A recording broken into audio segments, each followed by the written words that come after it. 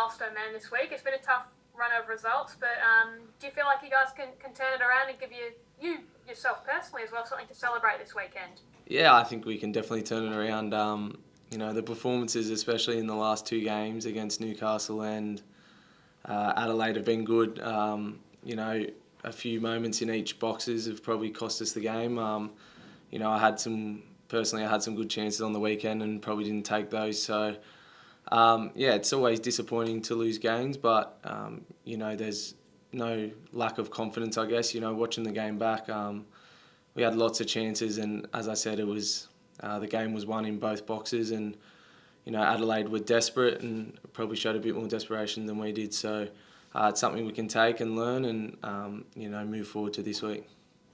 Is there anything you've changed during the week? You talk about desperation. John mentioned it after the match. Like, those are things that are very much in your control, right? Like, yeah. Have you done anything during the week to sort of home in on that and get that intensity back? Yeah, I think it's just watching some of the clips back and actually seeing it on the video is it's probably a bit confronting for some of the boys to see themselves when you can probably make a tackle or sprint back into position, and it's in there. They're a good group of lads, and we'll stick together and keep fighting. I think that's been the biggest thing to see from the games. We haven't given up, and we've definitely been in every game, and it's just, as I said, it's just about taking those big moments and at training not losing discipline or not losing confidence in that, and keep working and keep positive, and things will turn.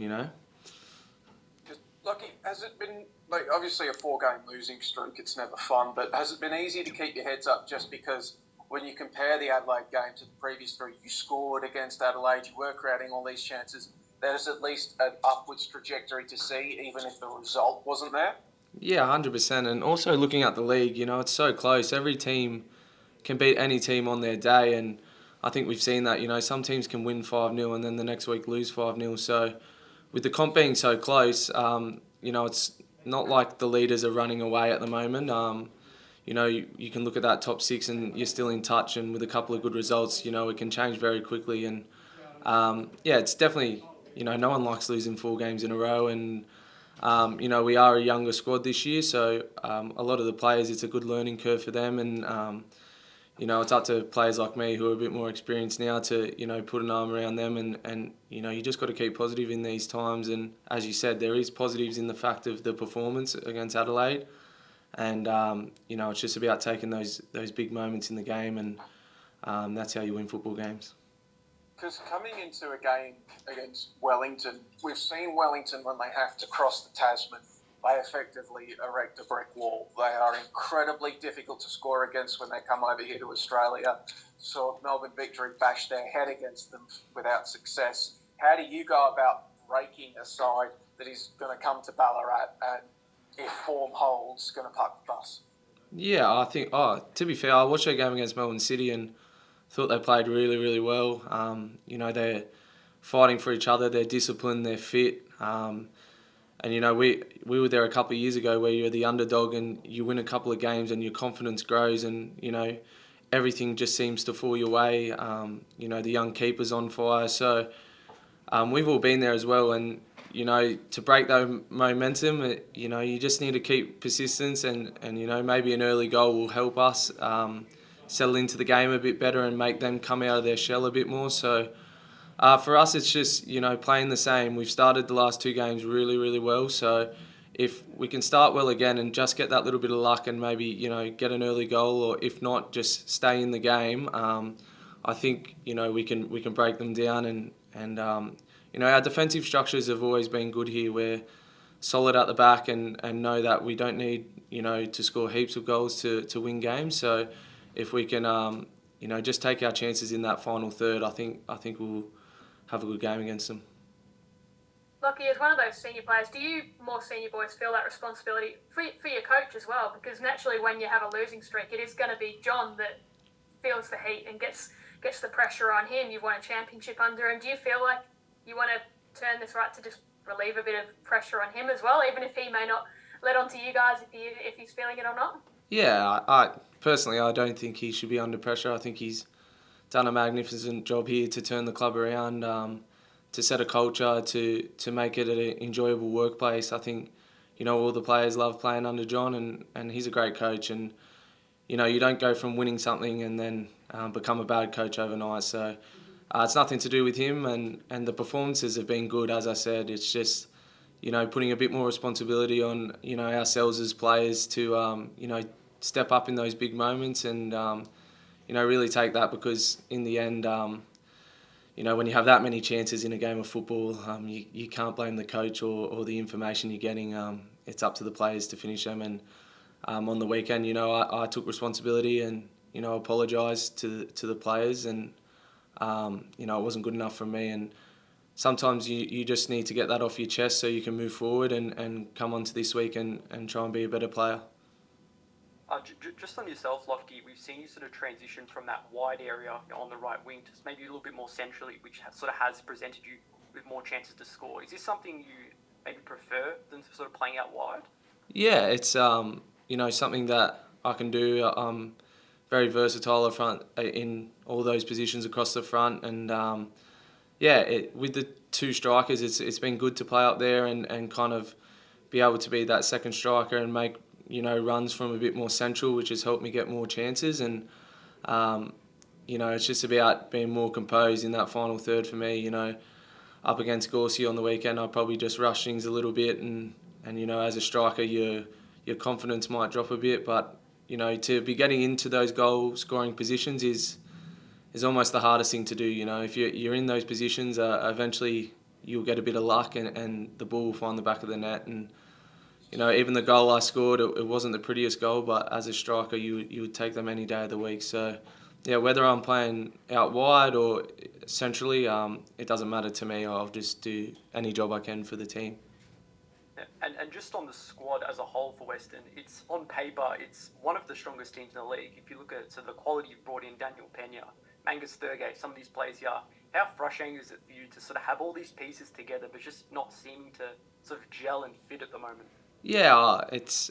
I wouldn't say it's frustrating. It's more, we need time as well. These boys have played a different style of football probably at the Jets to what we play here, so it's going to take some time. And Daniel and Gus are top players and top human beings. So they work extremely hard and they love their football here and they're loving fitting into the culture here. And it's almost like we just need that one win to get us started, and I think we'll see a completely different team. And I believe it'll change. There's no panic here at the moment. We're working extremely hard. We obviously have looked at the errors and we know we can be better. So with all them new players, Rukovica, Riku Denzaki, even Rami Nadreen, they haven't played much football for us yet. So it is going to take time, and like someone like Benny Gruccio has played with Connor Payne for 4 seasons. So it's going to take time for combinations to work differently. So, and it's starting to come together on the training field. And I think on the weekend against Adelaide, you saw that the combinations are building and we can do some damage if we can get going in the comp. Look, I think it's 150 games this week. How have you changed? How have you grown? And we just talked about being a senior player now. You look back from being, I think you're a teenage winger, to where you are now. How have you grown? I think I've grown a lot as a person as well, more importantly than as a player. I love playing football. I love being here at Western United. I think I've really, in the last 3-4 seasons, found a home here where I can be myself off the pitch, and also have contributed a lot on the pitch. And I think for me, to play 150 games is something I'm really proud of. I think, my dad called me this morning and he was pretty proud of it as well. But yeah, it's something that, I never expected. When I started out at Central Coast, I never thought I'd play one A-League game. So to be sitting here, I'm really thankful for, the 3 clubs I've played the games for in Mariners, Melbourne City, and obviously a majority of them here at Western United. So I'm really grateful and really excited for the future. Lucky, it's your 3rd game in a row down there at Ballarat. I think it's the last home game that you'll be playing there. And who knows about next season, but potentially the last game this club will play is a home game, Ballarat. Could you describe what it's like to play in these games? Like, do you go down to Ballarat the night before? Do you make the drive down the highway? What's it like for you as a player? Does it almost feel like an away game? Yeah, you could say that a little bit, but we as a club we've tried a few different methods. Obviously, it's no secret our record there is not great. We have tried different scenarios in getting a bus down. We tried staying there. We've tried driving ourselves down. So we have tinkered with that a fair bit. At the moment, we do drive down on the day of the game. It's it's actually not that long of a drive. So to jump in the car with a few of the boys, have a chat, it is different. Don't get me wrong, but it's definitely not an excuse. And we've seen football in this country with the Women's World Cup, and the A-League. To grow the game here is so important, and for us players to drive an hour and 15 minutes to give some kids out in the country of Ballarat an opportunity to watch. Like on the weekend they got to watch Irukunda play. Like it's massive for the game out there, and if even if we can get 10 people that want to come back to the game from the games, it's worth taking the games out there. As a kid from Terrigal, do you have a bit of a soft spot for taking footy out to the regions and serving these areas that don't normally get served by the A-League? Oh, 100%. As a kid, I stood on the fence and waited there to get a signature and waited to see all the players there. So it's something that stuck with me for a really long time, and I know that some of those kids on the fence will have dreams to play in the A-League. And obviously with the expansion of the A-League as well now, with Auckland and the team in Canberra, and the national second division, it's huge for the A-League. I think the country, football needs this here. It's been a difficult couple of years. Us players, I'm not going to lie, it's been difficult with crowds and fans and fan engagement. So as a code, we need to do more, and it's good to see we're trying things, and taking games out to regional places is only going to help the game grow.